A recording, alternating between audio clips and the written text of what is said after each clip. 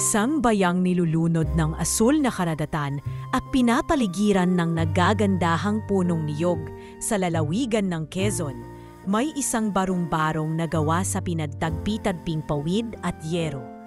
Doon naninirahan ang mag-inang sina Aling Sonia at Ariel, isang 12 taong gulang na batang tila pinanday ng hangin sa dagat at init ng araw. Sa murang edad pa lang ni Ariel, batid na niya ang bigat ng salitang buhay. Hindi tulad ng ibang bata sa kanilang baryo na naglalaro sa buhanginan, madalas ay nasa laot siya, hawak ang lambat, tahimik na pinagmamasdan ang alon na para bang ito'y kausap niya. Noon pa man, tinuring na niya ang dagat na kaibigan. Kaibigan na nagbibigay ng kaunting kita at kung minsay kalaban din sa panahon ng unos. Anak, sigurado ka bang kafayanin mo na naman yan mag-isa? Tanong ni Aling Sonia isang umagang may bahagyang hamog habang iniabot ang baon niyang sinangag at tuyo na nakabalot sa dahon ng saging. Opo, Nay. Maaga pa po, baka makahuli ako bago pa lumakas ang alon. Sagot ni Ariel habang sinusukbit ang kanyang lumang sako na nagsisilbing lalagyan ng huli. Nakangiti siya, pero sa ilalim ng ngiting iyon ay naroon ang bigat ng responsibilidad, isang bigat na karaniwan lamang sa matatanda. 3 taon na ang nakararaan nang tangayin ng malakas na bagyo ang ama niyang si Mang Julio habang nangingisda sa malayo. Simula noon, hindi na muling bumalik ang katawan nito.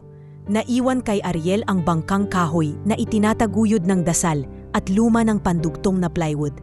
Kung buhay lang si ama, bulong niya minsan habang nasa gitna ng laot, pinagmamasdan ang walang katapusang bughaw na parang sumisigaw ng katahimikan. Pero sa kabila ng pagkawala ng kanyang ama, hindi siya nawalan ng lakas ang loob. Madalas ang huli niyang isda ay hindi sapat para sa isang buong hapunan. Kung minsan ay pinapalitan nila ito ng bigas sa talipapa. Minsan na may ipinagpapalit sa luma ngunit buo pang damit para sa kanyang ina. Kapanswerte, nakakabili sila ng asin. Sa mga hindi pinalad na araw, kanin na may sabaw ng tubig dagat at kaunting kalamansi ang kanilang hapunan. Anak, pasensya ka na talaga kung hindi kita napag-aral. Malungkot na pahayag ni Aling Sonia, isang gabi habang pinapaliguan si Ariel gamit ang tabo at tubig na isinahod mula sa ulan.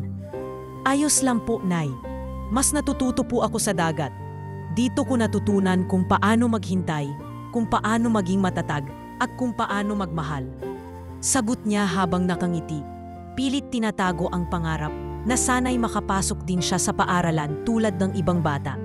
Sa kabila ng kahirapan, likas na mabait si Ariel. Tuwing may nakikitang batang umiiyak sa kalsada dahil sa gutom, inaabot niya ang kaunting isda o tinapay mula sa kinita. Kapag may naliligaw naman lalakbay sa tabing dagat, inaalalayan niya ito pabalik sa daan. Kapalit man lang ay isang salamat na nagiging gasolina ng kanyang araw. Minsan, tinutulungan din niya ang matandang si Mang Enyo, isang mangingisdang halos bulam na. Boy, ikaw na nga maglambat para sa akin ha? Opo, Mang Enyo, basta ipahiram niyo lang po ang lumang panggamit ni tatay.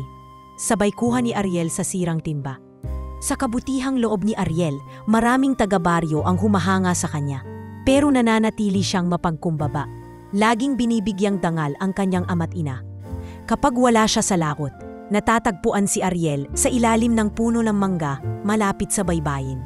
Doon siya naglilinis ng lambat, gumagawa ng babong kawil, o minsan tahimik na nakatingin sa dagat habang inaawit ang sariling gawa niyang kanta na hinugot sa lungkot at pag-asa. Sa gitna ng alon, may batang umaasa na isang araw ay may pag-asang darating mula sa dulo ng kabila. Ang kanyang boses ay parang daluyong, payapa, ngunit may lakas na kayang tumagos sa puso. Ilang beses nang pinangarap ni Ariel na makarating sa Maynila, makapag-aral at matutong magsalita sa harap ng maraming tao. Pero sa bawat pagmulat ng mata, bumabalik siya sa realidad. Ang kahirapan ay parang tanikala na bumabalot sa kanyang bukas. Hindi niya ito isinumbat kailanman. Ang tanging panatan niya sa sarili. Hindi ko man makuha ang lahat sa mundo, sisiguraduhin kong hindi ko mawawala ang puso ko.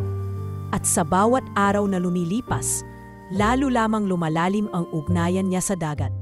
Ito na ang kanyang tahanan, kaibigan at saksi sa bawat pangarap na isinuko at muling binuo. Ngunit hindi niya alam na ang tahimik na dagat na iyon, ang araw-araw niyang karamay sa gutom at pagod, ay magdadala rin ng isang bagay na babago sa takbo ng kanyang buhay. Isang bagay na hindi isda, hindi lambat, at hindi inaasahan. Isang sanggol. Isang sanggol na aanurin ng kapalaran at ilalapit sa kanya ng dagat na parang nagsasabing, ito na ang araw na babago sa lahat ng alam mo tungkol sa mundo. At sa simula ng bagong umaga, may bago ring kabanata ang bubuksan, hindi lang para kay Ariel, kundi para sa buhay na minsang tinawag niyang simpleng pag-iral. Maaga pa lang ay gising na si Ariel. Malamig ang simoy ng hangin at bahagyang maulap ang langit, palatandaang maaaring magkaroon ng mahinang ambon. Tulad ng nakasanayan, tahimik siyang naghanda ng kanyang gamit. Lumang lambat na may ilang butas, isang sirang timba na nagsisilbing lalagyan ng huli, at ang luma nilang bangka na halos sumuko na sa tagal ng panahon. Ngunit para kay Ariel, sapat na ito. Bumaba ang alon kagabi, anak. Mukhang swertihin ka ngayon. Sabi ni Aling Sonia habang inaabot ang piniritong saging na binalot sa papel, ang kanyang simpleng agahan. Ako na po ang maglalagay ng gasolina, Nay, sagot ni Ariel habang inilalagay ang kaunting krudo sa maliit na tangke ng bangka. Sa totoo lang, halos wala ng laman ito. Pero kahit kaunti lang, ay sapat na para marating niya ang bukana ng dagat kung saan karaniwang maraming isda tuwing madaling araw. Habang binabaybay niya ang tahimik na karagatan, napansin ni Ariel na tila mas malamig ang hangin kaysa karaniwan. May kung anong kakaibang pakiramdam ang bumalot sa kanya, na parang may hindi pangkaraniwang mangyayari. Siguro dahil sa simoy ng Disyembre, bulong niya sa sarili habang pinipilit ngumiti. Walang gaanong isda sa umpisa ng kanyang pangingisda. Iilan lang ang nahuli sa lambat, pawang maliliit na galunggong at tuloy. Ngunit habang inilalagay niya ito sa timba, may napansin siyang aninong puti sa di kalayuan. Sa gitna ng bahagyang pag-ambon at pag-usok ng dagat, may lumulutang na bagay. Napakunot ang noo ni Ariel. Pinisil niya ang kanyang mga mata. Pinilit na alamin kung anong klasing basura iyon. Ngunit habang papalapit, napansin niyang kumikilos ito. Parang may buhay. Mabilis niyang inihagis ang lambap at ginamit ang sagwan upang makalapit. Parang, bulong niya, at hindi nagtagal ay kitang-kita na niya, isang sanggol. Isang maliit na sanggol na balot sa puting kumot at nakapatong sa sirang bahagi ng isang foam lifeboat. Animoy isinuko sa dagat. Hindi na siya nag-isip pa. Dahan-dahan ngunit mabilis ang galaw niya habang inilapit ang bangka sa bata. Nang masiguro niyang ligtas ang paglapit, inabot niya ang sanggol at inangat ito mula sa pagkakapatong sa foam. Shh! Huwag kang umiyak. Ligtas ka na. Bulong ni Ariel habang inilalagay ang sanggol sa kanyang dibdib. Pinapainit ito gamit ang sariling katawan. Basang-basa at nanginginig ang sanggol. Tila ubod ng hina ang iyak, ngunit buhay. Nilukob si Ariel ng matinding kaba at pagtataka. Paanong may sanggol na napadpad sa gitna ng dagat? Saan ito nanggaling? May bangkang lumubog ba? May trahedyang hindi pa nalalaman? Inikot niya ang kanyang paningin. Sinubukang hanapin kung may ibang tao o bangka sa paligid. Ngunit wala. Tanging ang alon, ang hangin at ang katahimikan ng dagat ang kanyang kasama. Agad siyang bumalik sa pampang. Halos doble ang bilis ng bangka sa karaniwan dahil sa kaba at pag-aalala. Hindi na niya inintindi ang iilang nahuling isda. Ang mahalaga ay mailigtas ang sanggol. Pagdating sa pampang, nagsimulang humiyaw si Ariel. Nay, may sanggol! Saan mo nakuha to, anak? Tanong ni Aling Sonia habang nanginginig ang tinig. Sa gitna po ng dagat, lumulutang sa foam na parang sirang salbabida. Wala pong ibang tao, Nay. Ako lang. Tumawag agad si Aling Sonia sa barangay. Ilang minuto pa lang ang lumilipas, Dumating na ang ilang tanod at isang midwife. Agad nilang isinailalim sa paunang lunas ang sanggol at isinakay ito sa tricycle patungong health center. Si Ariel, bagamat basang-basa at giniginaw rin, ay hindi iniwan ng sanggol hanggang masigurong ito ay ligtas. Sa loob ng klinika, sinuri ang sanggol. Ayon sa midwife, mga 6 na buwan pa lamang ito, babae at mukhang anak ng may kaya. Malinis ang pagkakabalot at may suot pang mamahaling pulserita na may inisyal EML. Ano kayang ibig sabihin ng EML, Nay? Tanong ni Ariel habang pinagmamasdan ng pulserita. Baka pangalan ng bata o baka initials ng magulang niya. Ang mahal ng pagkakagawa, hindi ito basta-basta. Sagot ni Aling Sonia na kakunot ang noo. Nag-umpisa na ring mangtanong ang mga kapitbahay. Ang ilang mga mangingisda ay nagsimulang magsalita ng kanilang haka-haka na baka raw may lumubog na yate o speedboat sa kabilang bahagi ng dagat. O baka may masamang nangyari at sinadyang itinapon ang bata. Pero para kay Ariel, hindi lang ito kwento. Isa itong karanasang hindi niya malilimutan. Isa itong koneksyon sa isang batang hindi niya kilala, pero parang itinakda ng tadhana na mailigtas niya. Habang pinapanood niya ang sanggol na unti-unting kumikilos, kahit nang hihina, ay tila may naramdaman siyang kakaiba. Hindi takot, kundi pangakong hindi niya kayang ipaliwanag. Anong pangalan mo kaya? Tanong ni Ariel habang pinagmamasdan ng bata. Tahimik ang silid, ngunit parang sumasagot ang kanyang damdamin. Ito ang araw na babago sa takbo ng kanyang mundo. At sa labas, patuloy ang marahang pag-ambon. Ang malamig na umagang iyon na sa unang tingin ay isa lamang karaniwang araw sa buhay ng isang batang mangingisda ay naging simula ng isang kwentong mas malalim pa sa dagat. Kinabukasan ng umagang iyon ay tila lumaganap ang balita sa buong baryo na parang apoy sa dayami. Hindi pa man tuluyang sumisikat ang araw, ang balitang may sanggol na napadpad mula sa dagat at nailigtas ni Ariel ay umabot na mula sa mga tahimik na kubo sa gilid ng buhanginan hanggang sa pinakamalayong tindahan sa kanto ng barangay. Ano raw? Sanggol? Sa laot? Buhay? Tanong ng isa sa mga matandang mangingisda, si Mang Roque, habang iniikot-ikot ang kanyang sombrero sa kamay. Sa tagal ko sa dagat, ngayon lang ako nakarinig ng ganyan. Ako nga po mismo ang nagdala, sagot ni Ariel, nakaupo sa harapan ng barangay hall kasama si Aling Sonia at ang sanggol na ngayon ay balot na balot sa malinis na kumot mula sa health center. Palutang-lutang lang po siya. Wala akong makitang bangka o ibang tao sa paligid. Akala ko na una basura lang. Baka multo, sigaw ng batang si Kevin na agad namang sinaway ng ina nito. Huwag kang ganyan, Kevin. Buhay yang bata at salamat sa Diyos at nailigtas ni Ariel. Sabat ni Aling Lupe, ang kasambahay ng kapitan. Pero teka, saan nga ba galing yang bata? Walang makasagot. Kahit si Kapitan Enrique, na matagal nang nanumingkulan sa barangay, ay hindi alam ang isasagot sa tanong na iyon. Ang pagkakakilanlan ng sanggol ay nananatiling palaisipan. Ang tanging malinaw lang ay buhay ito at may suot na mamahaling pulserita na may inisyal na EML. Pinatawag ni Kapitan Enrique ang midwife na si Ate Nila upang magsuri pa. Nilapitan nito ang sanggol at muling ininspeksyon ang balat, mata at lagay ng katawan nito. Malusog naman siya ngayon, kahit medyo dehydrated nung una. Wala siyang sugat, malinis ang balat, malambot pa ang kamay, halatang hindi sanay sa araw o hirap. Pahayag ni Ate Nila habang pinapalitan ang lampi ng sanggol.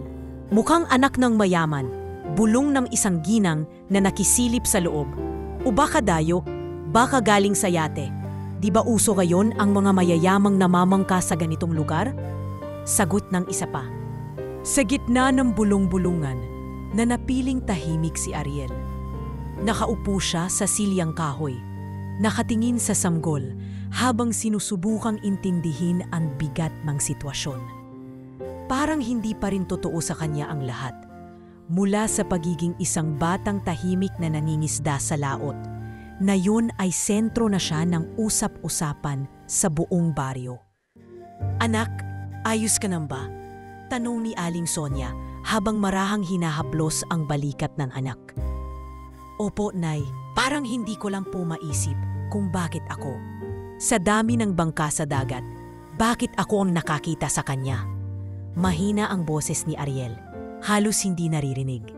May halong takot at pagkabigla, ngunit higit sa lahat, may pakiramdam ng pananagutan. Baka nga may dahilan ng Diyos, sagot ni Aling Sonia, tumingin sa kalangitan na tila may gustong tanungin sa itaas. Bilang pagsunod sa protokol, inireport ng barangay ang pangyayari sa munisipyo. Isinama rin sa kulat ang larawan ng sanggol, pati na rin ang pulserita. Nagpadala ng kopya ang barangay sa himpilan ng pulisya, sa mga kalapit bayan at maging sa lokal na radyo. Umaasa silang kung sino man ang nawalan ng bata ay agad mapikipag-ugnayan. Ngunit habang tumatakbo ang oras, lalong lumalalim ang misteryo. Walang report ng nawawalang bata sa mga barangay sa paligid. Wala ring dumadaping na claimants ni anino ng magulang. Sa halip, dumano lang ang haka-haka. Baka inabando na yan, gaya nung nangyari sa Lucena, bulong ng isang matanda. O baka may nangyaring masama sa yate, tapos siya lang ang nakaligtas. Dagdag pa ng isa, na tila pinikilabutan sa ideya. Ngunit para kay Ariel, hindi importante kung saan nanggaling ang sanggol. Ang mahalaga, buhay ito. At ngayon, tila siya na ang itinuturing nitong tagapagligtas. Gabi na nang makauwi sila sa kanilang bahay. Tahimik ang paligid, pero sa loob ng kubo, ramdam ang kabog ng puso ni Ariel habang pinagmamasdan ang sanggol na ngayon ay mahimbing nang natutulog sa lumang duyan na tinahi ni Aling Sonia noong siya ay sanggol pa lamang. Ang tahimik niya, Nay, bulong ni Ariel, parang kampante. Oo anak, siguro nararamdaman niyang ligtas siya rito. Baka hindi ito ang tahanan niya, pero dito siya nakahanap ng pag-aruga. Pangalanan natin siya. Mungkahi ni Ariel, halos pabulong. Hindi pwedeng puro bata lang ang tawag. Tumango si Aling Sonia. May inisyal siyang EML, di ba? Anong magandang pangalan? Eloise, sambit ni Ariel, halos mahina lang. Ngunit may kabog ng damdamin. Eloise Marie Laurente. Parang bagay. Tila tumigil ang oras nang banggitin niya ang apelyedong iyon. Hindi pa niya alam kung bakit. Pero ang pangalang Laurente ay tila pamilyar, tila mahalaga, kahit hindi pa niya alam ang buong kwento sa likod nito. At habang pinapatay ni Aling Sonia ang lamparang gasera at pinapaypayan si Eloise gamit ang abaniko, tahimik si Ariel na nakatitig sa duyan. Hindi niya alam kung gaano katagal mananatili sa kanila ang sanggol. Hindi rin niya alam kung anong magiging epekto nito sa kanyang buhay. Pero isang bagay ang sigurado. Hindi na siya muling magiging tulad ng dati, may binago na ang munting batang iyon sa kanyang puso. At simula pa lang pala ito ng isang kwentong mas malalim pa sa dagat na kanyang kinalakhan. Isang araw, pagkatapos ng pagkakahanap sa sanggol, tahimik ang umaga sa maliit na baryo ng San Martin. Wala pang galaw ang dagat, tila bang tahimik na nagpapasalamat sa mga pangyayari. Si Ariel ay nagising ng mas maaga sa karaniwan. Hindi upang mangisda, kundi para lamang silipin kung maayos pa ang kalagayan ng sanggol. Si Eloise, na ngayoy bininyagan na ng pangalan nila ni Aling Sonia, ay mahimbing pa ring natutulog sa duyan. Inayos ni Ariel ang kumot nito at bahagyang ngumiti. Para kang anghel kapag natutulog, bulong niya, habang tinatakpan ng lambat ang maliit na siwang sa dingding upang hindi pasukin ng lamok. Wala siyang kamalay-malay na sa ilang kilometro ang layo mula sa kanilang kubo, may 3 itim na SUV na mabilis ang takbo sa makitid na daan. Sa loob ng isa, may isang babaeng hindi mapakali. Hawak ang isang larawan, kagat ang labi, at tila pinipilit pigilan ang pag-agos ng luha. "Stop the car," utos ng babae sa driver. "Ma'am Isabella, malapit na po tayo. Ilang kanto na lang po ang barangay hall," sagot ng bodyguard sa unahan. "Hindi na kailangan. I want to go straight to the boy. Sa bahay mismo nila. Gusto kong makita agad ang anak ko." Sa gilid ng babae ay nakaupo ang isang lalaking tila mas tahimik ngunit mabigat ang paghinga. si Eduardo Laurente, asawa ni Isabela. Hawak nito ang isang maliit na stuffed toy na dati nilang iniregalo sa kanilang anak. Sa loob ng mahigit isang araw, hindi sila kumain ng maayos, hindi rin natulog. Buhay lamang ang laman ng isip. Buhay pa kaya si Eloise? Pagdating sa baryo, nagulat ang mga residente nang huminto ang magagarang sasakyan sa gitna ng daan. Lumabas ang ilang bodyguards na agad nagtanong sa mga tao, saan po dito ang bahay ng batang nakapulot ng sanggol sa dagat? Ay, si Ariel po yun! Doon po sa dulo ng daan, malapit sa puno ng mangga. Sigaw ng isang tindera habang nag-aayos ng panindang saging. Mabilis na nagtungo ang mga sasakyan sa tinuro. Paglapit pa lang nila sa kubo, lumabas si Aling Sonia. Hawak ang panabong na tinidor na ginagamit sa kusina. Nagulat siya sa eksena. Mga taong bihis na bilis, mamahaling kotse, at babae sa gitna ng mga ito na parang halos matumba sa kaba. Ikaw po ba si Aling Sonia? Tanong ng babae habang lumalapit. Ako po. Maingat ang sagot ni Aling Sonia. Pasensya na po. Ano pong atin? Ako si Isabela Laurente. Asawa ko si Eduardo. Kami po ang mga magulang ng nawawalang bata. Ang anak naming babae, si Eloise. Napako si Aling Sonia sa pagkakatayo. Hindi niya alam kung anong sasabihin. Parang biglang huminto ang lahat. Lumabas si Ariel mula sa likod ng kubo. Dala ang sanggol sa kanyang bisig. At nang magkatinginan sila ni Isabela, hindi na ito nakapagsalita pa. Eloise, bulog ni Isabela. Dahan-dahang lumapit si Ariel. Ibinaba ang tingin at maingat na iniabot ang bata. Nang makuha ni Isabela, si Eloise. Umagulhol siya ng iyak. Aking anak, anak ko, Diyos ko, buhay ka. Si Eduardo ay lumapit rin. At halos nanginginig ang kamay habang hinihimas ang noo ng bata.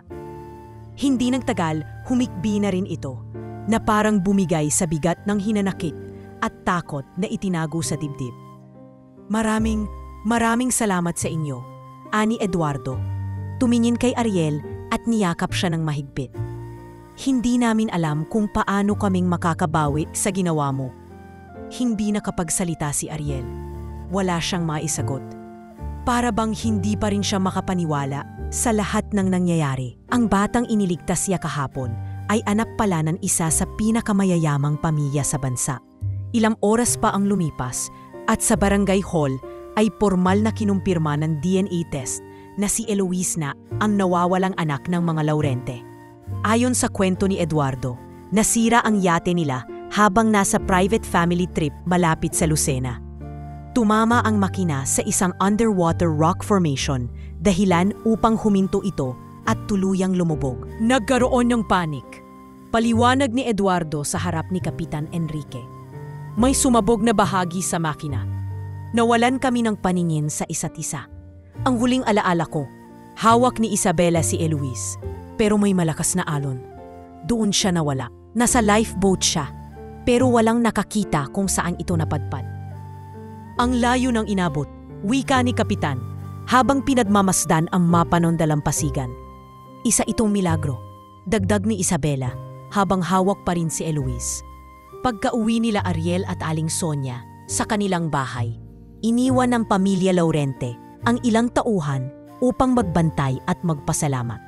May dala silang pagkain, gamot, at maging ilang gamit pang eskwela. Sa harap ng lahat ng ito, tahimik pa rin si Ariel. Maraming tanong ang gumugulo sa isip niya. Bakit siya? Bakit napadpad kay Eloise ang batang iyon? At bakit parang may koneksyon siya sa kanila na hindi niya maipaliwanag? Anak, ayos ka lang ba?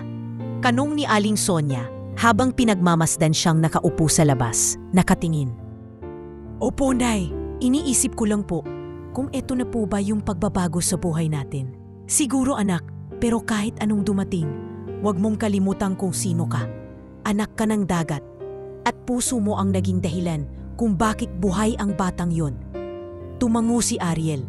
At sa kanyang pag-upo roon, habang ang hangin ay muling humaklos sa kanyang balat, alam niyang may bago ng kabanata ang bubuksan. Isang bagong yugto ng buhay na hindi niya kailanman inaasahan. Ngunit hindi siya natatakot. Sapagkat sa puso niya, alam niyang kahit gaano pa kalayo ang dalhin ng alon, hindi siya mawawala. Sapagkat matibay ang ugat ng isang batang galing sa laot. 2 araw matapos ang emosyonal na pagkikita ng pamilya Laurente at ng batang si Ariel, tahimik na nagbabalik ang buhay sa Barrio San Martin. Ngunit para kay Ariel at Aling Sonia, hindi na muling magiging pareho ang lahat. Sa kabila ng pagsubok na manatiling kalmado at simple, hindi nila maiwasang mapaisip kung anong kapalaran ang dala ng mga pangyayaring sumambulat sa kanilang tahimik na pamumuhay.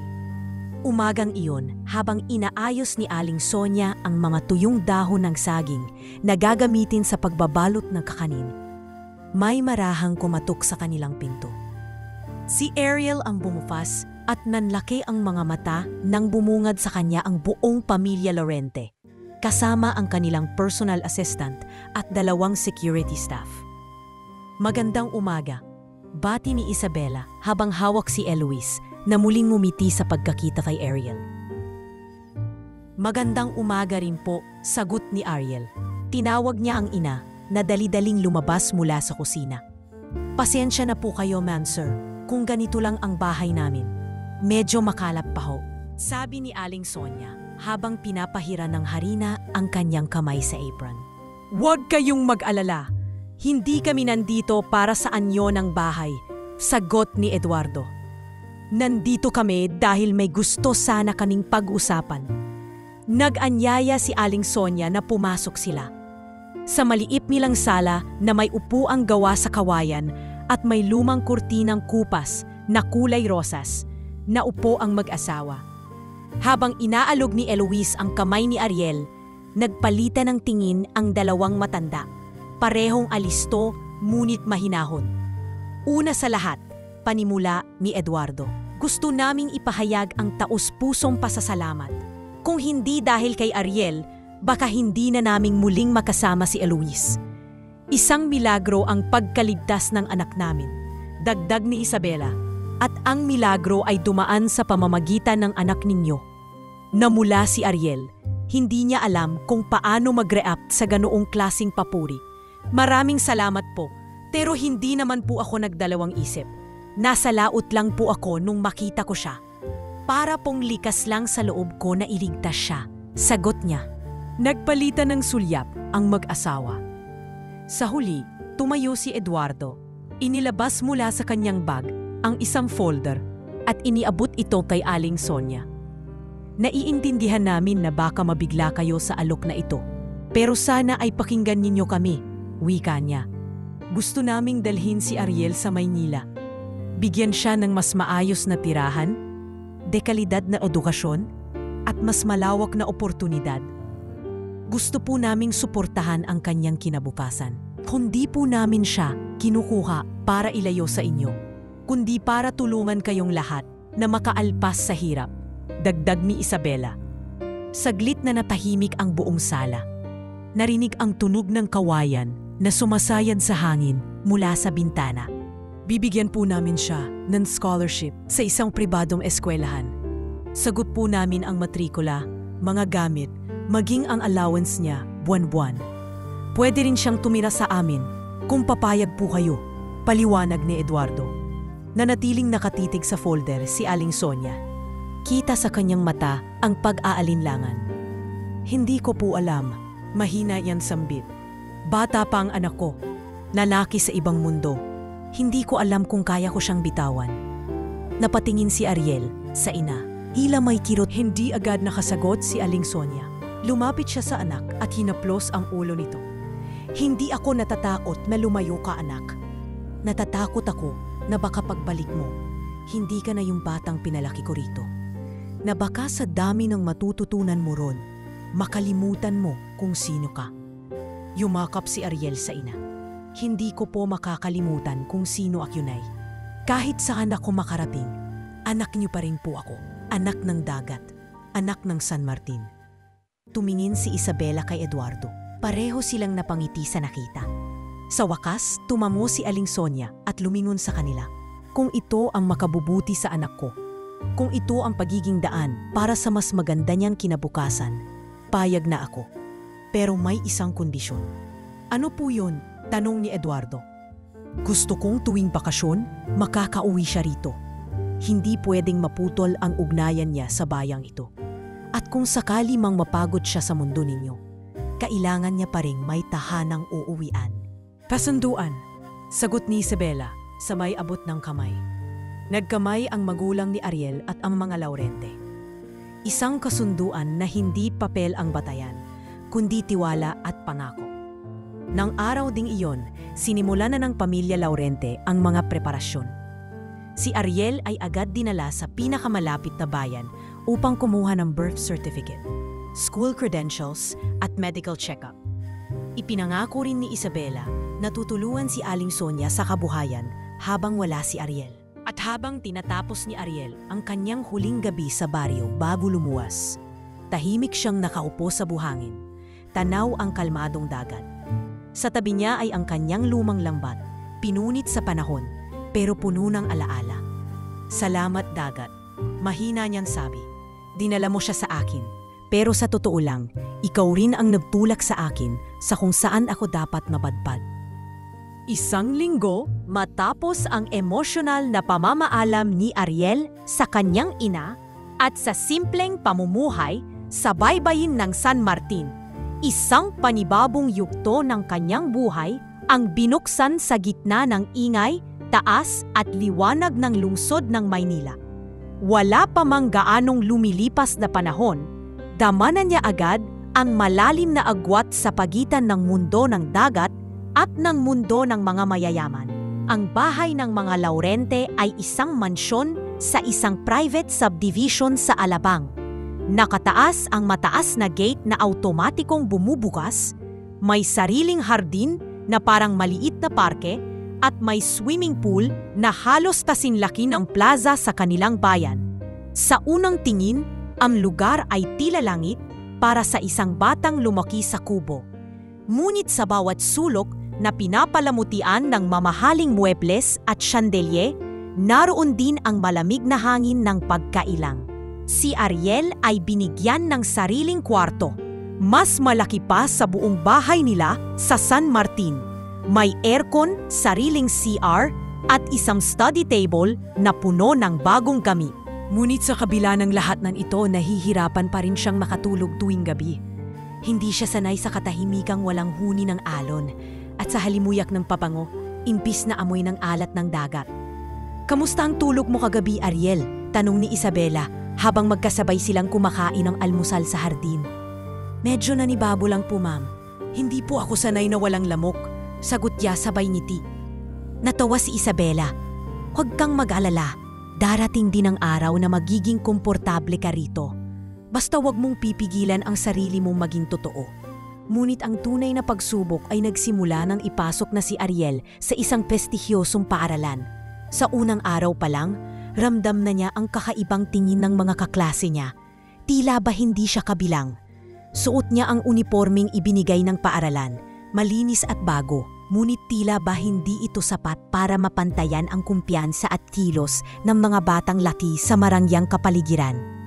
Uy, ikaw ba yung bata sa TV na nagsagip ng anak ng mga Laurente? Tanong ng isang estudyanteng lalaking mas matangkad sa kanya, si Ricky, na agad niyang nakilala bilang anak ng isa sa business partners ni Eduardo. Opo, sagot ni Ariel, magalang. Akala ko mangingisda lang ang marunong magsagip. Ano yan, part-time hero? Sabay tawa ni Ricky at ng grupo niyang kasama, kabilang si Mandy, isang batang babae na laging nakasuot ng mamahaling accessories. Hindi na lang sumagot si Ariel. Pinilit niyang huwag itindig ang kilay, kahit na kumikirot ang dibdib niya. Hindi siya pamilyar sa ganitong uri ng pangungutya. Sa baryo, ang respeto ay hindi nakabase sa damit o pera, kundi sa pagkatao.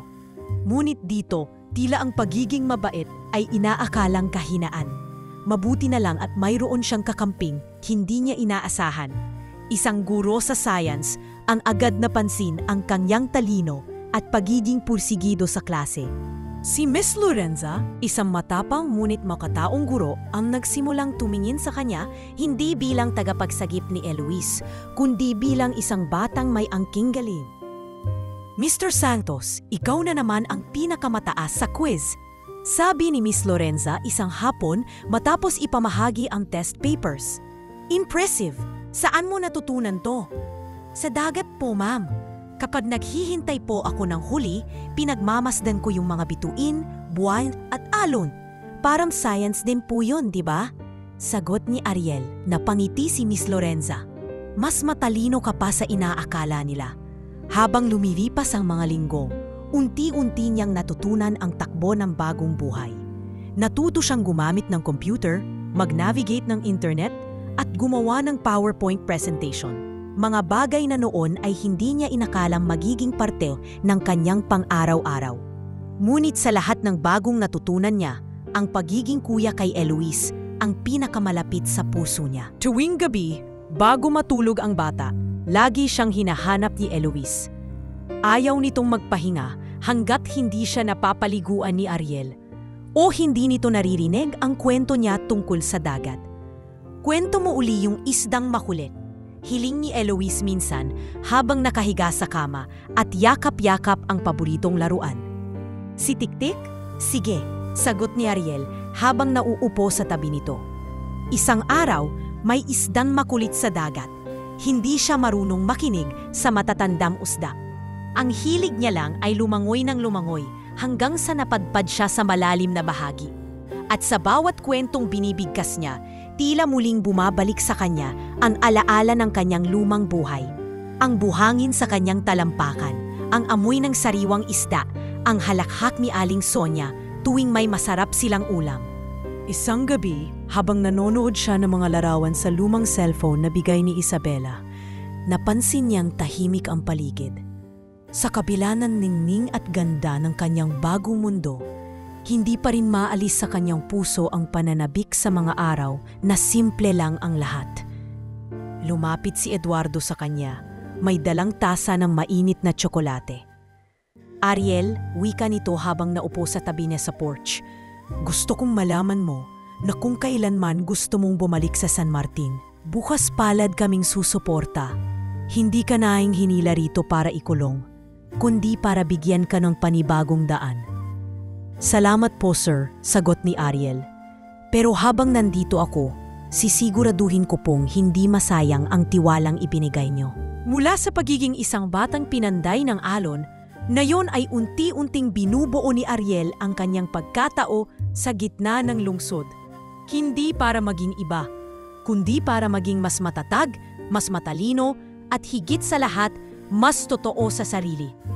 Habang patuloy na inaaral ni Ariel ang bagong mundo na kanyang ginagalawan, napansin niyang hindi lahat ay kasing linis ng kinang na kanyang nasisilayan.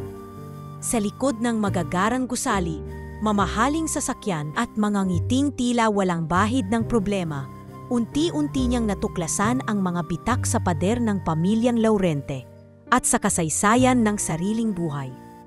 Isang hapon, habang nag-aayos siya ng mga papel sa study room nila Eduardo, napansin ni Ariel ang isang lumang folder na nakapatong sa gilid ng bookshelf.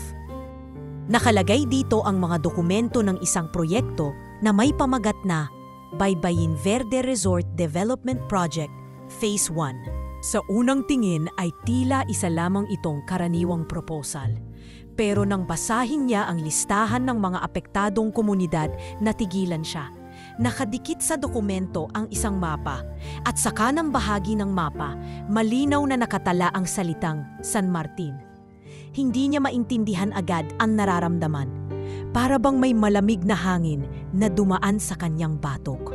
Agad niyang binalikan ang ibang dokumento at doon niya nakita ang isang liham. Petsa 2 taon bago mamatay ang kanyang ama na may pirma ni Mang Julio Santos.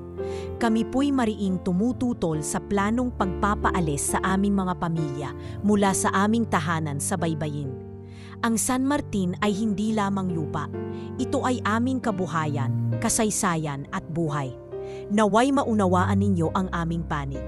Ang sulat ay naka-address sa Laurente Holdings. Napahigpit ang hawak ni Ariel sa papel. Ito ang unang beses na nabasa niya ang pangalan ng kanyang ama sa isang dokumento ng mayayaman. At sa pagkakabasa niya, unti-unting nabubuo ang larawan na ang dating proyekto ng pamilyang Laurente ay muntik nang magpaalis sa kanilang buong komunidad. Agad niyang isinara ang folder at ibinalik sa pagkakalatag nito.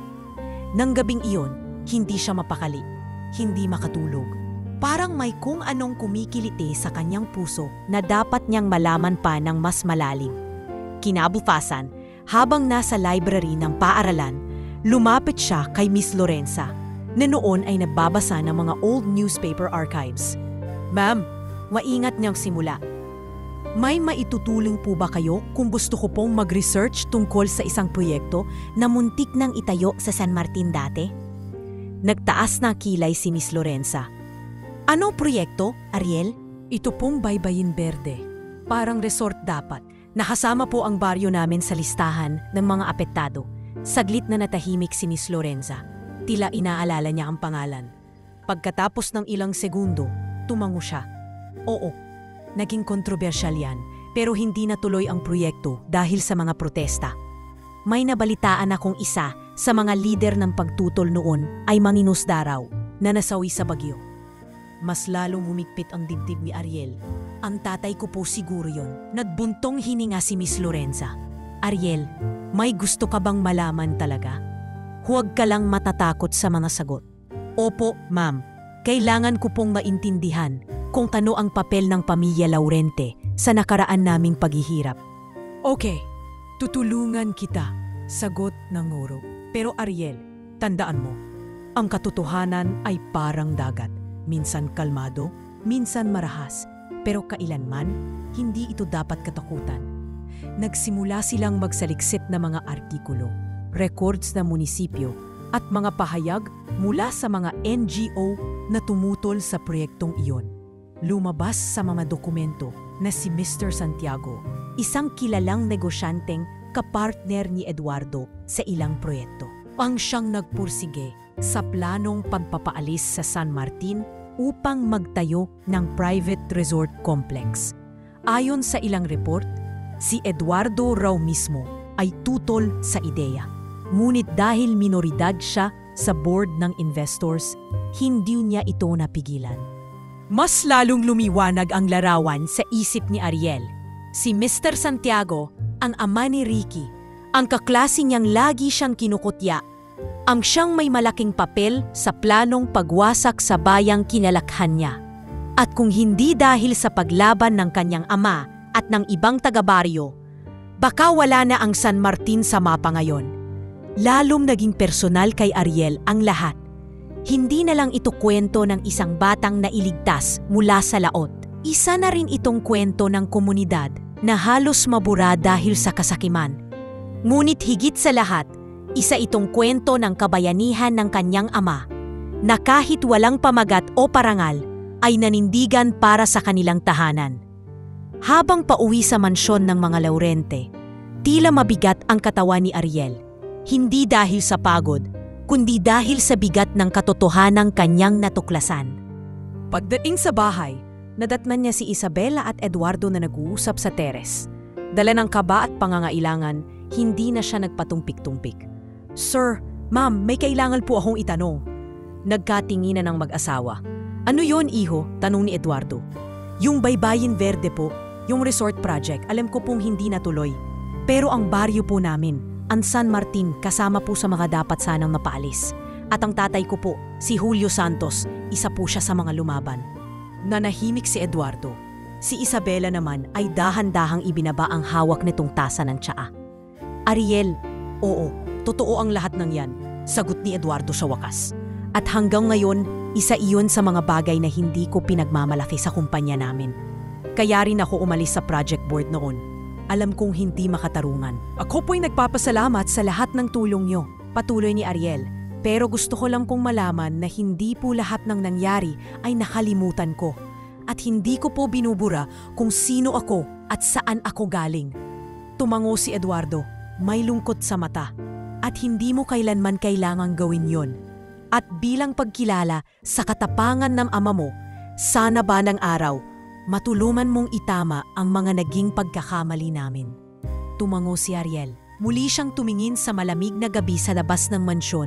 Sa gabing iyon, mas malinaw sa kanya ang hinaharap. Hindi upang gumanti, kundi upang gamitin ang bagong kaalaman sa paggawa ng tama. Ang nakaraan ay hindi laging madilim.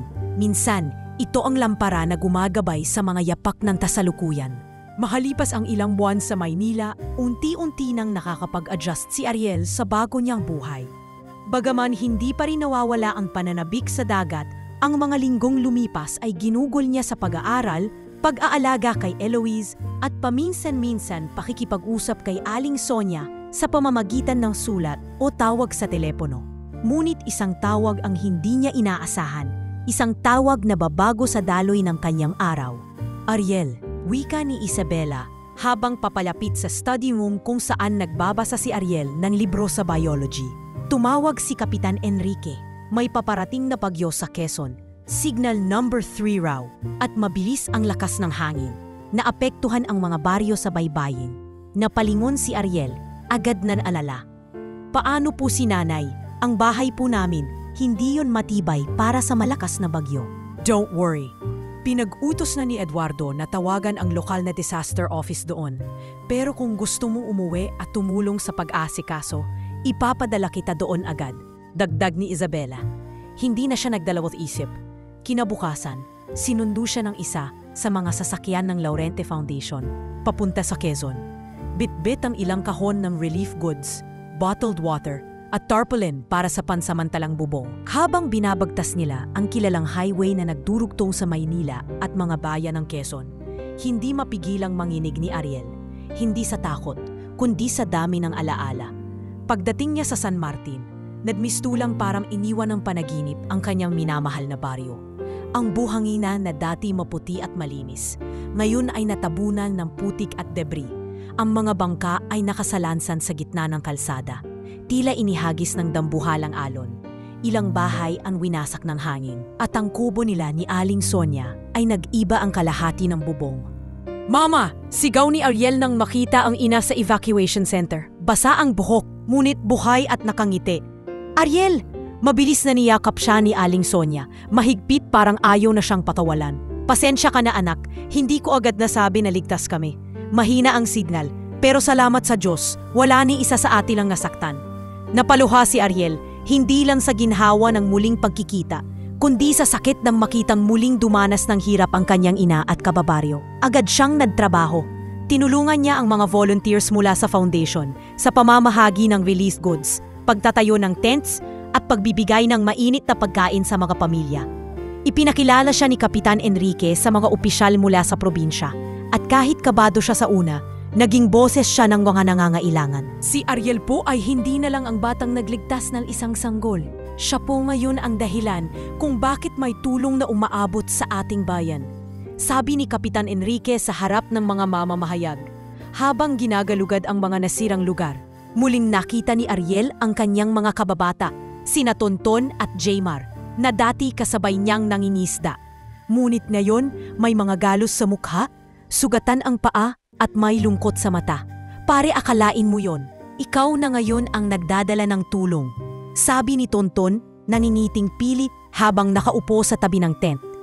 Hindi ko naman to magagawa kung hindi kayo naging parte ng buhay ko. Kayong nagturo sa akin kung paano. Salamat sa mga taon, bulong niya. Ikaw ang nagturo sa akin ng lakas ng loob. Ilang araw ang lumipas at dahan-dahang bumalik ang sigla ng baryo. Sa tulong ng Laurente Foundation, nabigyan ng pansamantalang bahay ang mga nawalan ng tirahan. Naglagay ng solar-powered streetlights, water purification units at portable classrooms habang inaayos ang mga nasirang paaralan. Hindi rin nakalimot si Ariel sa isang espesyal na pangako. Sa araw ng Sabado, bumalik siya sa eskwelahan sa San Martin upang ibigay ang mga librong dala mula sa Maynila. Hindi po ito bago, pero lahat ito ay may kwento. Mga kwentong natutunan ko sa lungsod. Gusto kong dalhin ang kaalaman sa kung saan ako nagsimula. Pahayag niya sa mga batang nakikinig. Ang dating Ariel na tahimik, takot magsalita sa harap ng tao, ay ngayon ay nagsisilbing inspirasyon. Nakita ito ni Aling Sonia mula sa likod ng crowd, may luha sa mata at may ngiting tagumpay sa puso. Anak, hindi ko sukat akalain, bulong niya sa sarili, na ang batang pinanganak sa kubo ay magiging liwanag ng buong baryo. Pagbalik niya sa Maynila, mas matatag ang kanyang paninindigan. Alam niyang anuman ang natutunan niya sa lungsod ay hindi lamang para sa sarili. Ito'y para sa komunidad, sa ina at sa pangakong hindi niya kailanmang tatalikuran ang lugar na tumulong sa kanyang mabuo bilang tao. At sa bawat bagyong dumaraan, natutunan niyang hindi laging kailangang lumaban sa alon. Minsan, kailangan mo lang sumabay sa agos at hintayin ang tamang panahon para itayo muli ang sarili. Hindi lang ng buo, kundi mas matatag, mas matapang, at mas may direksyon. Sa agbalik ni Ariel sa Maynila, dala niya hindi lamang ang alaala ng kanyang pinanggalingan, kundi pati ang bagong pananaw sa kanyang papel sa mundong ginagalawan niya ngayon. Sa puso niya, isa siyang tulay sa pagitan ng dalawang magkaibang mundo, ang bayang humubog sa kanyang pagkatao at ang marangyang buhay na ipinagkaloob ng tadhana. At tuloy siyang nag-aral ng mabuti. Sa kabila ng mga paanyaya ng mga kaklaseng mag-party o gumimik, mas pinipili niyang manatili sa bahay, mag-aral at magbantay kay Eloise. Ngunit sa kanyang pananahimik at pagsusumikap, may mga matang palihim na nagmamasid, mga matang hindi kontento sa kanyang panangat. Isang hapon, habang pauwi galing eskwela, lumakit sa kanya si Miss Lorenza na tila may mabigat na balita. Ariel, mahinahon niyang sabi habang binubuksan ang locker ng bata, may usap-usap sa faculty na baka may bumuo ng disciplinary case laban sa'yo. Nanlaki ang mata ni Ariel. Po? Bakit naman po? Ayon sa anonymous report, may di umano raw na plagiarism sa isa mong essay at may estudyanteng nagsabing hindi mo daw talaga ginawa ang assignment mo, na kinopya mo lang sa internet. Nag-init ang batok ni Ariel. Hindi siya kailanman nandaya. Hindi niya kailanmang inisip na shortcut ang tagumpay. Hindi po totoo yan, ma'am. Ako po mismo ang nagsulat noon. Buong gabi kong pinagbuyatan yon. I believe you, Ariel. Pero kailangan nating harapin ito ng maayos. Sagot ni Miss Lorenza, may bahid ng galit sa mata. May hinala ako kung sino ang nasa likod nito. Hindi man pinangalanan ni Miss Lorenza. Alam ni Ariel kung sino ang tinutukoy. Si Ricky. Mula pa nang dumating siya sa eskwelahan, hindi ito tumigil sa pang-asar, pamumutya at pagpapahiya sa kanya. Alam niyang hindi matanggap ni Ricky na may isang dating mangingisda na ngayon ay mas pinapansin kaysa sa mga kagaya nilang may dugong mayaman. Hindi nagtagal na patunayan sa investigasyon na walang basehan ang akusasyon. Nahanap sa plagiarism software na wala ni katiting na bahagi ang kinopya ni Ariel.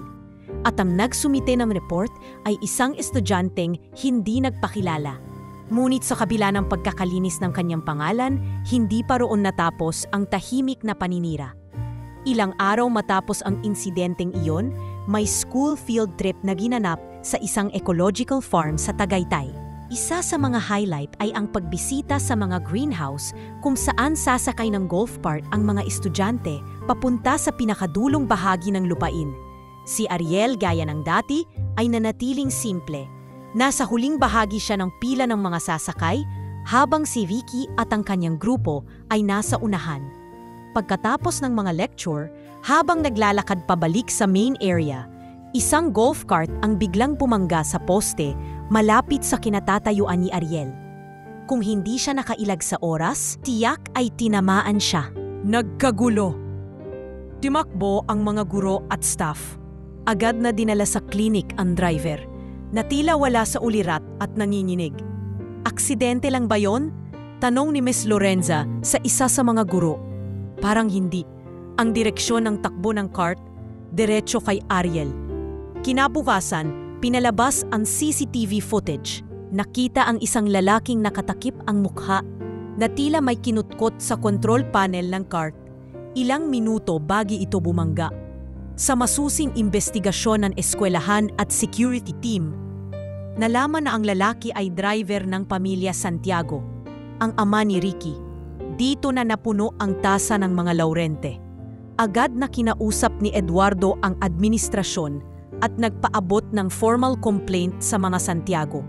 Subalit dahil sa impluensya ng pamilya nito, hindi agad ito umabot sa media. Sa halip, tahimik na iniurong ng Santiago ang anak nila mula sa eskwelahan, dahilan para mapilitan itong mag-transfer sa ibang bansa. Samantala, si Ariel, bagamat ligtas, ay hindi na muling naging katulad ng dati. Lalo siyang tumahimik, mas naging mapagmasid. Ngunit sa puso niya, tumitibay ang paninindigan na hindi siya kailanman hihinto sa laban, gaano man kahirap ang kalaban. Habang nasa garden sila ng mansyon isang gabi, lumapit si Isabela sa kanya. Hawak si Eloise na ngayon ay malikot na at marunong nang magsabi ng ilang salita. Ariel, wika ni Isabela, alam mo ba kung bakit sobrang mahal ka ni Eloise? Napatingin si Ariel, naguguluhan. Dahil tuwing kasama kanya, tahimik siya, ramdam niyang ligtas siya. Parang may koneksyon kayong hindi matutumbasan ng kahit anong pera o dugo. Baka po dahil ako ang una niyang nakita sa mundo na hindi niya kilala. Pero agad siyang minahal. Sagot ni Ariel, nakatingin kay Eloise na ngumiti sa kanya at biglang yumakap sa leeg niya. Hindi lang siya ang minahal mo agad, Ariel. Pati kami, ang pamilya, kahit hindi mo hiningi, ikaw na ang naging puso ng tahanang ito. At sa katahimikan ng gabi, habang naririnig ang mga huliglig at tunog ng mga dahon na humahampas sa hangin, alam ni Ariel na kahit may mga taong nais siyang pabagsakin, may mas malakas na puwersa na bumabalot sa kanya. Hindi pera, hindi pangalan, kundi pagmamahal at tiwala. At sa gitna ng mundo ng intriga, kasinungalingan at inggit, natutunan niyang ang tunay na yaman ay ang pananatili mo totoo. Sa sarili mo, sa pinanggalingan mo, at sa mga taong minahal mo ng buong puso. Lumipas ang mga linggo matapos ang insidente sa field trip. Muling bumalik sa normal ang takbo ng buhay sa bahay ng mga Laurente. Subalit sa puso ni Ariel, may patuloy na bumabagabag. Hindi ito dahil sa takot, hindi rin ito dahil sa pagkabigla ng nangyari, kundi sa isang katanungang matagal nang lumalalim sa kanya. Sino ba talaga siya sa gitna ng lahat ng ito? Araw-araw siyang bumabangon sa isang kwartong mas kumpleto pa sa lahat ng pangarap niya noong nasa San Martin pa siya. Nasa isang tahanang ang bawat sulok ay may katahimikan, may yaman, may ginhawa. Ngunit bakit may bahagi sa sarili niyang tila hindi mapalagay? Isang gabi, habang nag-aaral siya ng aralin sa kasaysayan, napatingin siya sa isang lumang larawang nakasabit sa pader ng study room. Larawan nila Eduardo at Isabela noong bata pa sila, kasama si Eloise na bagong panganak. Nakatayo sila sa harap ng yate, nakangiti punong-puno ng sigla at tagumpay. Napabuntong hininga si Ariel. Hindi niya maipaliwanag, ngunit tila mas nakikita niya ang sarili sa lumang bangkang kahoy ng ama kaysa sa yate sa larawan. Hindi niya masabing hindi siya masaya, pero hindi rin niya masabing ganap siyang buo. Kinabukasan, sa klase ni Miss Lorenza, napag-usapan nila ang tungkol sa identity. Isang konseptong hindi lang tungkol sa pangalan o lahi, kundi sa paniniwala mo kung sino ka, kahit anong suot mo o lugar mo sa mundo. Pagkatapos ng klase, agad siyang lumapit sa guro. Ma'am, maingat niyang tanong, paano niyo ko malalaman kung hindi mo nakilala ang sarili mo? Nagulat si Miss Lorenza sa tanong, ngunit ninitian siya.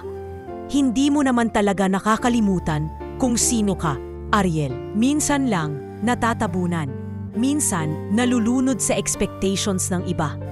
Pero ang totoo, nasa puso mo pa rin ang totoong ikaw. E paano kung pakiramdam mo hindi ka nakabilang sa pinanggalingan mo at hindi ka ring ganap nakabilang sa bagong lugar na kinalalagyan mo? Tanong niyang muli, may halong lungkot ang boses. Baka naman hindi mo kailangan pumili. Baka pwedeng pareho. Baka ikaw ang tulay sa pagitan ng dalawang mundong yan. Tumango si Ariel, bagaman may bigat pa rin sa dibdib. Hindi madaling tanggapin na may mga araw na pakiramdam niya ay parang palaboy pa rin siya, kahit suot niya ang pinakamamahaling uniforme. Nang sumunod na linggo, sinadya niya si Eduardo sa study habang ito'y nagsusuri ng business reports. "Sir," panimula niya, "pwede po ba akong magtanong? Anong maitutulong ko sa iyo, Ariel?" Sagot ni Eduardo habang ibinababa ang hawak na tablet. "Sir, kung sakali pong hindi ako naging bahagi ng kwento ni Eloise, sa tingin niyo po ba may puwang pa rin ako sa mundo ninyo?" Napatingin si Eduardo, bakas sa mukha ang gulat. Tumayo siya at lumapit kay Ariel, saka marahang tinapik ang balikat nito. "Ariel, hindi ka namin tinanggap dahil lang sa utang na loob. Tinanggap ka namin kasi nakita ka naming may puso, may tapang, at higit sa lahat, may dangal. Hindi mo kailangang maging Laurente para matawag na parte ng pamilyang to." Nagpantig ang puso ni Ariel sa narinig. Isang uri ng kapanatagan ang dahan-dahang sumiksik sa kanyang dibdib. "Pero gusto kong maging malinaw sa sarili ko. Gusto kong kilalanin kung sino talaga ako, hindi lang bilang yung batang sumagip kay Eloise, kundi bilang Ariel Santos, anak ni Julio at Sonia ng San Martin." "Mabuting gusto mong balikan yan," sagot ni Eduardo. "Kasi kung hindi mo yakapin ang pinagmulan mo, mawawala ang ugat mo. At alam ko, Ariel, ang lalim ng ugat mo." Doon nagsimula ang desisyon ni Ariel, ang desisyong tuparin ang pangarap na matagal na niyang iniingatan.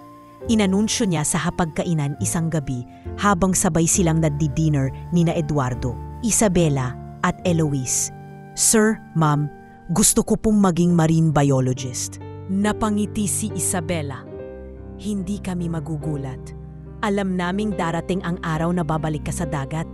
Pero bilang isang profesional, gusto ko pong pag-aralan ang kalikasan, ang karagatan, at gusto ko pong bumalik sa San Martin balang araw para turuan ang mga batang tulad ko noon."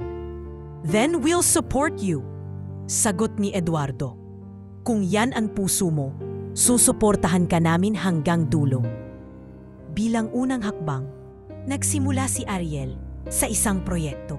Nag-donate siya ng mga libro at gamit pang eskwela sa lumang paaralan sa kanilang baryo. Kasabay ng pagbuo ng isang maliit na library sa ilalim ng punong mangga, kung saan dapi siyang naglilinis ng lambat at nag-aabang ng huli. Para sa lahat ng batang nangangarap, sabi niya habang hawak ang unang librong inabot sa isang batang may lumang tsinelas ngunit matalim ang mata. Pagbalik niya sa Maynila, hindi na siya ang dating Ariel na puno ng pangamba. May baon na siyang kapayapaan at pagkilala sa sariling pagkatao. Ngayon, tuwing tumitingin siya sa salamin, hindi niya na tinatanong kung sino siya, sapagkat alam na niya ang sagot. Isa siyang anak ng dagat, anak ng bayang mahirap ngunit may dangal. At ngayon, anak din ng pamilyang pinili siyang mahalin sa kabila ng lahat. At habang si Eloise ay lumalaking unti-unti, si Ariel naman ay patuloy na nagiging matatag, hindi lang para sa sarili niya, kundi para sa mga batang umaasang balang araw, sila rin ay matutong tanggapin at ipagmalaki kung sino sila, saan man sila naroroon. Mula nang tuluyang tanggapin ni Ariel ang kanyang pagkakakilanlan, naging mas payapa ang kanyang kalooban. Patuloy siyang naging masigasig sa pag-aaral, mas malapit pa kay Eloise, at mas bukas ang damdamin sa bawat miyembro ng pamilyang Laurente. Ngunit tulad ng alon sa dagat, ang katahimikan ay hindi palaging nananatili. Minsan dumarating ang unos sa panahong akala mo'y ligtas ka na. At minsan, ito'y sumasapol sa puso, ang bahagi ng pagkatao mo na pinakamarupok. Isang araw ng Huwebes, habang naglalakad pauwi mula sa eskwelahan, natanggap ni Ariel ang tawag na hindi niya inaasahan. Galing ito sa isang kapitbahay nila sa San Martin, si Mang Dencio, matagal niyang kaibigan ng pamilya. "Ariel, anak, huwag kang mabibigla. Ang nanay mo isinugod namin sa ospital." Tumigil siya sa paglalakad. Parang huminto ang mundo sa paligid. "Po, bakit po? Anong nangyari kay nanay?" Bigla na lang siyang bumagsak habang naglalaba. Hindi na makagalaw ang kalahating bahagi ng katawan. Dinala namin agad sa district hospital. Napaupo si Ariel sa isang plant box sa tabi ng kalsada. Nanginginig ang kamay niya. Hindi niya alam kung anong uunahin, Ang pag-iyak, ang pagtawag kay Isabela, o ang pagtakbo papuntang terminal. Pag-uwi niya sa bahay, agad siyang sinalubong ni Eduardo at Isabela na parehong nag-aalala sa mukha. Tumawag si Mang Densyo sa amin. Nag-ayos na kami ng transport. Sasamahan ka naming pabalik sa Quezon bukas ng madaling araw.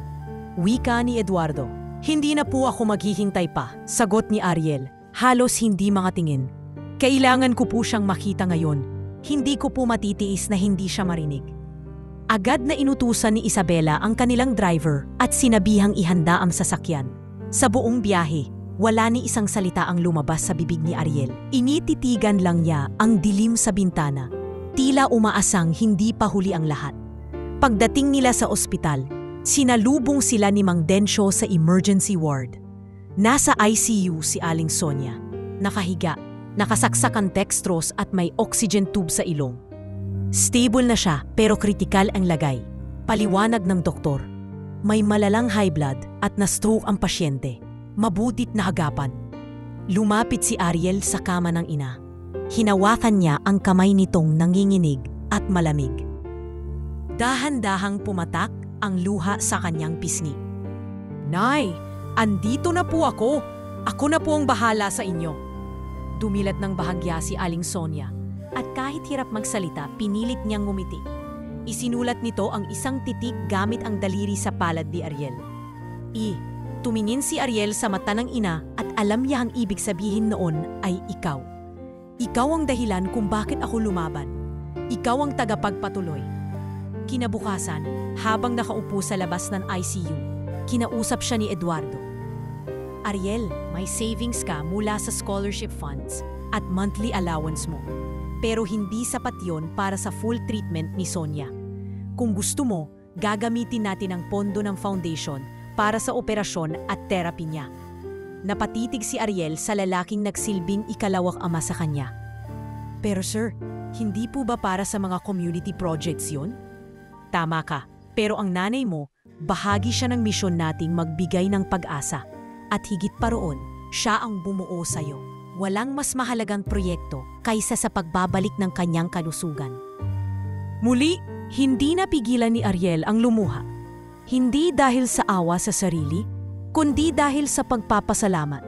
Sa dami ng dumana sa kanya ng mundo, narito ang isang pamilyang handang tumayo sa tabi niya sa oras ng pangangailangan. Dumaan ang 3 linggo ng gamutan at habang unti-unting nakakagalaw muli si Aling Sonia, araw-araw ay nandoon si Ariel. Kinakamusta ang kanyang therapy, tinapalitan ng kumot, pinapasaya ng simpleng kwento mula sa Maynila. Nagulat ang mga nurse sa'yo. Anak, natutuwang pahayag ng isang physical therapist minsan. Sabi nila, ngayon lang daw sila nakakita ng binatang hindi nahihiyang alagaan ng ina ng buong puso. Buhay ko po ang ina ko. Wala pong hiya sa pagmamahal. Sagot ni Ariel, sabay punas ng pawis sa noo ni Aling Sonia. Sa mga panahong iyon, natutunan niya na ang pananampalataya ay hindi lamang pagdadasal sa katahimikan. Ito ay ang pananatili sa tabi ng minamahal. Kahit kailan ay hindi ka sigurado kung hanggang kailan mo sila makakasama. At isang gabi, habang pinapatulog niya ang ina si Ward, narinig niya ang mahinang tinig nito. Anak, salamat. Hindi ako natakot kasi alam kong darating ka. Hinawakan ni Ariel ang kanyang kamay. Hindi po ako mawawala, Nay. Gaya ng tangako ko kay tatay noon, hindi ko po kayo pababayaan. Kahit kailan. Sa mga susunod na araw, muling bumalik si Ariel sa Maynila. Dala ang panibagong sigla at higit sa lahat, panibagong pananampalataya. Hindi sa himala, kundi sa pagsusumikap, sa pagmamahal at sa paninindigang hindi sumusuko kahit gaano kabigat ang pagsubok. Minsan, ang pinakamatinding unos ay hindi yung kayang tibagin ang bahay mo, kundi yung susubok sa puso mo. At kung kaya mong harapin ito ng buo at may dangal, dun mo malalaman kung gaano ka katibay. At sa pusong ito, batid ni Ariel na handa na siyang harapin ang anumang bagyo para sa sarili, para sa ina, At para sa pangarap niyang buuin hindi lamang ang kanyang kinabukasan, kundi pati ng mga batang tulad niya na minsang isinuko ng mundo, ngunit pinili pa ring lumaban. Makalipas ang ilang linggo, matagumpay na naitawid ni Ariel ang pagsubok sa kalusugan ng kanyang ina. Sa tulong ng mga doktor, therapists at higit sa lahat ng pagmamahal at malasakit, unti-unting bumalik ang lakas ni Aling Sonia. Bagamat hindi pa ganap na nakakalakad ng tuluyan, kaya na niyang magsalita ng malinaw, tumawa ng malakas at higit sa lahat, muling magsabi ng salamat anak. Ngunit habang tahimik na nagbabalik ang sigla ng kanilang pamilya, isang bagong sigalot ang nabuo, hindi para sirain, kundi upang itama ang matagal nang nakatagong mali. Isang hapon, habang abala si Ariel sa research project niya para sa science fair, lumapit sa kanya si Miss Lorenza, dalaan isang makapal na folder. Ariel, ito ang mga ebidensya ng katiwalian ni Mr. Santiago. Seryoso niyang pahayag habang inilapang ito sa mesa. At sa lahat ng nakausap kong whistleblowers, isang pangalan ang palaging lumalabas. Ikaw ang naging tulay para sa katotohanan. Naguluhan si Ariel. Ako po? Isang empleyado ng kumpanya ang lumapit sa akin. Sabi niya may nakuha kang lumang mga dokumento tungkol sa Baybayin Verde. At mula noon, nagkaroon sila ng lakas ng loob na magsalita.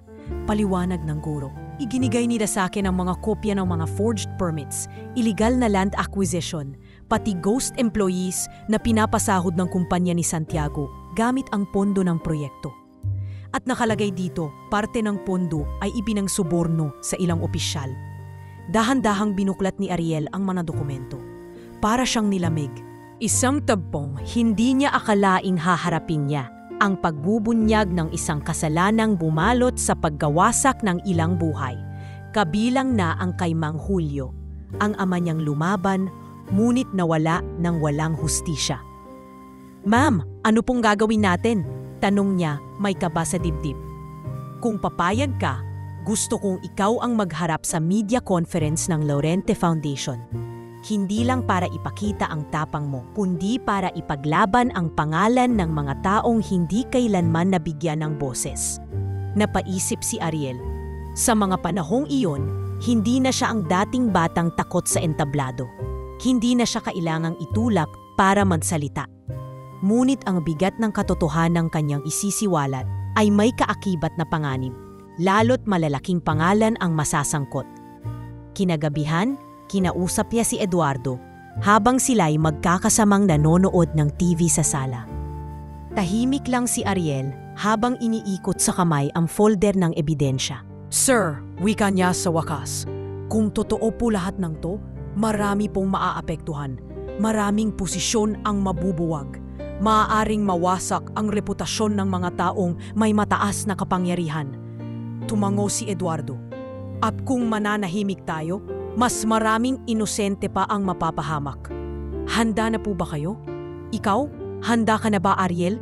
Balik na tanong ni Eduardo, sabay tingin sa kanya. Hindi agad sumagot si Ariel.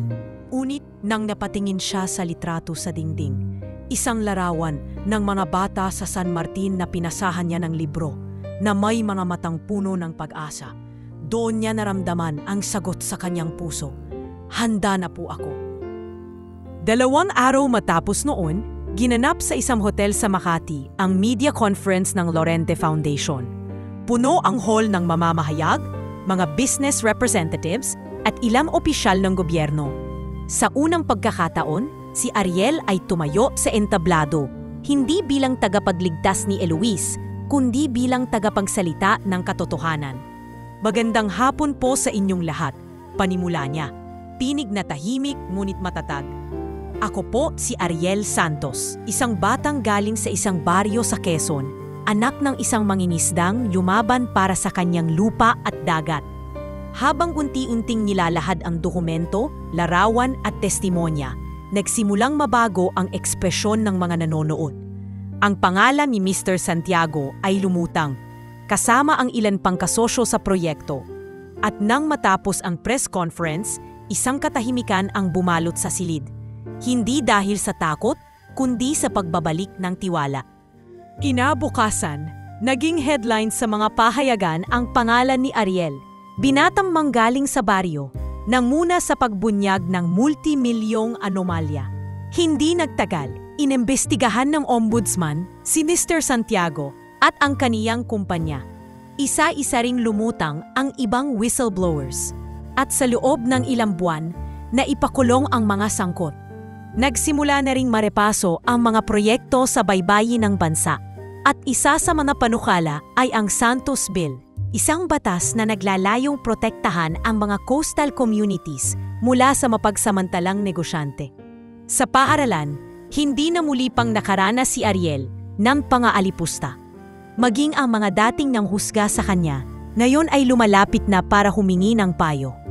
Si Ricky, na pinatapon sa ibang bansa matapos ang pananabotahe, ay nagpadala ng liham kay Ariel.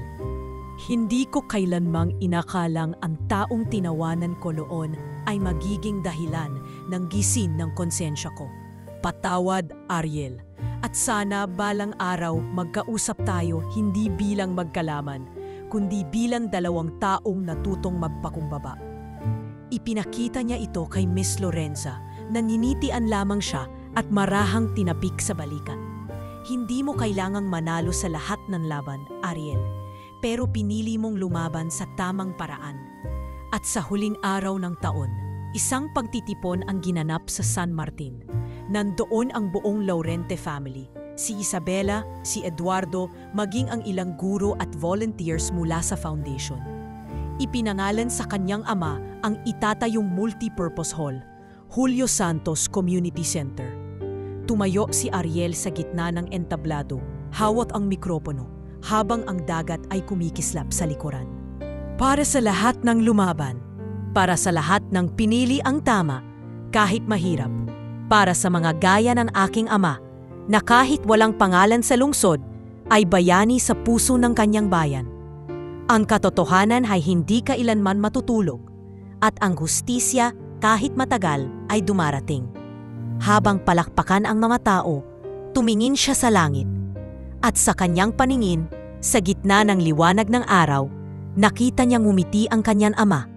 Sa katahimikan ng baybayin ng San Martin, habang ang malamlam na araw ay dahan-dahang lumulubog sa likod ng mga punong niyog, isang maliit na seremonya ang ginanap sa harap ng bagong tayong gusali, ang Julio Santos Community Center.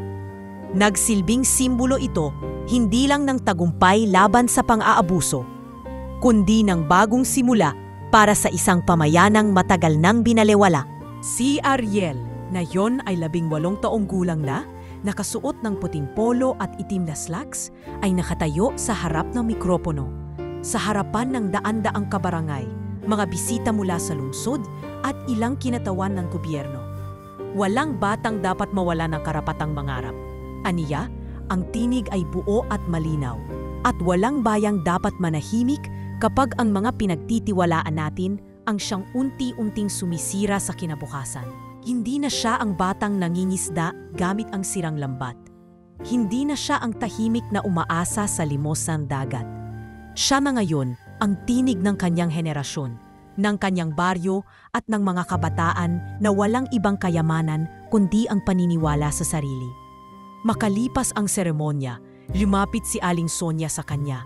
Ngayon ay halos tuluyan nang nakakalakad gamit ang tungkod. May bahid ng luha sa kanyang mga mata.